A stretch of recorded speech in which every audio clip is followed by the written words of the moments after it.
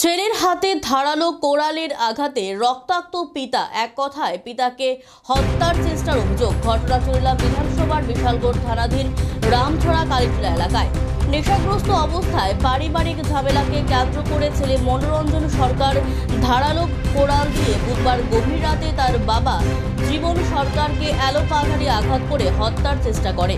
তার বাবার চিৎকারে এলাকাবাসী দৌড়ে আসতেই পালিয়ে যায় অভিযুক্ত ছেলে। রাতে খবর পেয়ে বিশালগড় মহকুমা পুলিশ আধিকারিক দুলাল দত্ত সহ পুলিশ ঘটনাস্থলে ছুটে যায়। আহত ব্যক্তিকে উদ্ধার করে বিশালগড় মহকুমা হাসপাতালে নিয়ে আসে।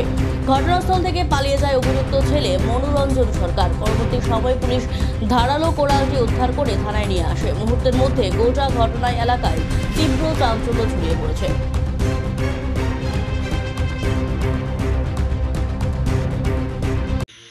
ঘটনা আমরা খবর পাইছি প্রায় 10টা সোয়া 10টার দিকে যে রামছড়া কালীটিলা এখানে একটা ঘটনা হয়েছে, এরকম যে ছেলে বাবার মারছে।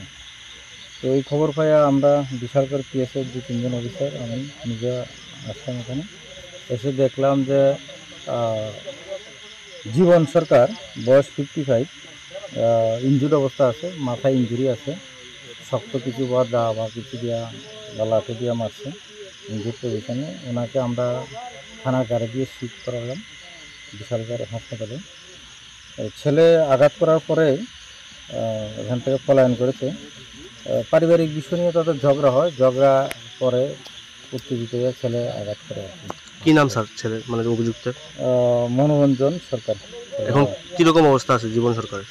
জীবন সরকার তো এখন সিরিয়াস কন্ডিশনে আছে, মোটামুটি ইঞ্জুরি আছে, বিশালগড় হাসপাতালে আছে। বিশাল হাসপাতালে পাঠানো হয়েছে।